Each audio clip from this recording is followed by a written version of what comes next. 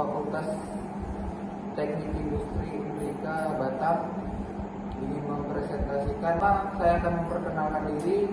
Nama saya Hilman Zulfiamanda, NPM 2210-150, dan sebelah saya ada. Nama saya Samuel Silitonga, NPM 2210-145.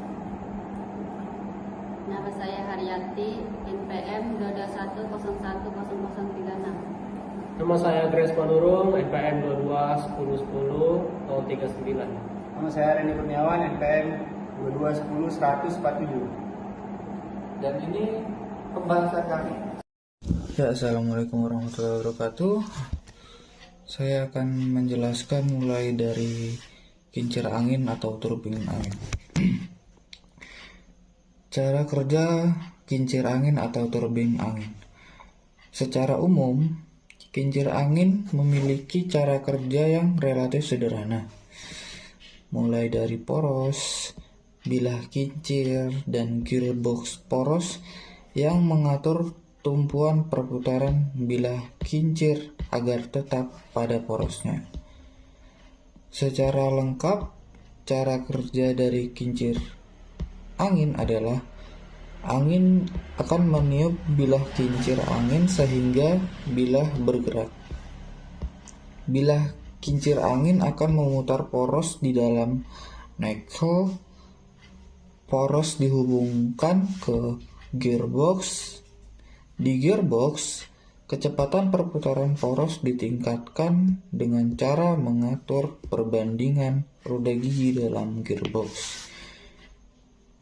Secara sederhana dan ringkas, turbin angin memiliki beberapa bagian inti, yakni bilah, poros, generator, dan tiang penyangga.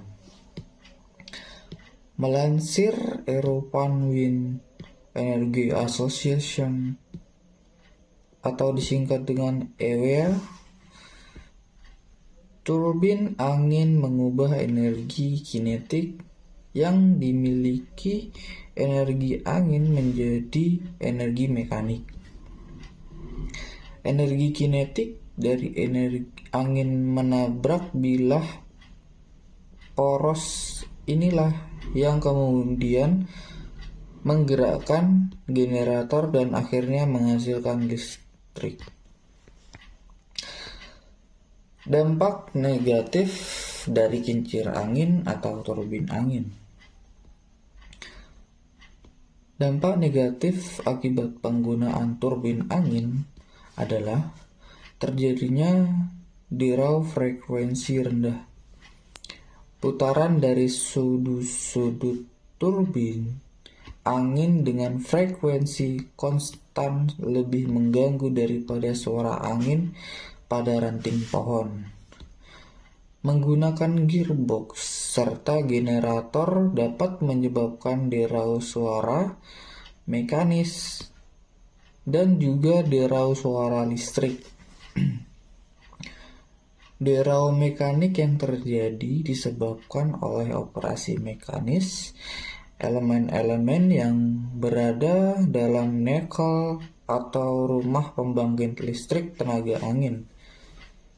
Dalam keadaan tertentu, turbin angin dapat juga menyebabkan interferensi elektromagnetik, mengganggu penerimaan sinyal televisi atau transmisi gelombang mikro untuk perkomunikasian. Oke. Perkenalkan, nama saya Samuel Silitonga. Saya akan menjelaskan tentang kincir angin dan melanjutkan presentasi dari teman saya yaitu Ilmas. Dalam beberapa studi yang telah dilakukan, adanya pembangkit listrik tenaga angin ini dapat mengganggu migrasi populasi burung dan kelelawar.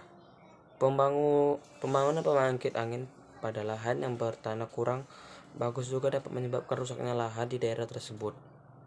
Ladang angin lepas pantai memiliki masalah tersendiri yang dapat mengganggu pelaut dan kapal-kapal yang berlayar. Konstruksi tiang pembangkit listrik tenaga angin dapat mengganggu dasar laut Hal lain yang terjadi dengan konstruksi di lepas pantai adalah seperti di Irlandia, di mana terjadi populasi yang bertanggung jawab atas berkurangnya stok ikan di daerah pemasangan turbin angin. Studi baru-baru ini menemukan bahwa ladang pembangkit listrik tenaga angin lepas pantai menambah 80-110 dB kepada noise frekuensi rendah yang dapat mengganggu komunikasi ikan paus dan kemungkinan distribusi predator laut. Itu saja penjelasan tentang kincir angin. Terima kasih. Assalamualaikum warahmatullahi wabarakatuh. Perkenalkan, nama saya Randy Kurniawan, NPM 47. Di sini saya akan menjelaskan tentang cara kerja mobil listrik. Mobil listrik memiliki cara kerja yang berbeda bila dibandingkan dengan kendaraan bermesin konvensional. Sistem pergerakannya lebih sederhana dan ada beberapa jenisnya. Seiring berjalannya waktu, tren mobil listrik semakin naik. Banyaknya pabrikan mulai mengeluarkan produk-produk yang sudah terelektrifikasi. Ditambah lagi dengan dukungan pemerintah Indonesia melalui pembangunan infrastruktur dan insentif pajak untuk mobil listrik. Salah satu daya tarik dari mobil listrik adalah lebih ramah lingkungan daripada mobil bersistem pembakaran internal atau internal combustion engine atau IC. Mobil listrik tidak menghasilkan emisi gas buang senyap ketika dikendarai dan performanya bisa bersaing dengan mobil IC. Saya Febian Valentino Manurung, NPM 22101039. Saya akan menjelaskan lebih lanjut cara kerja mobil listrik secara umum. Jika dijabarkan, cara kerja mobil listrik itu sebenarnya sederhana.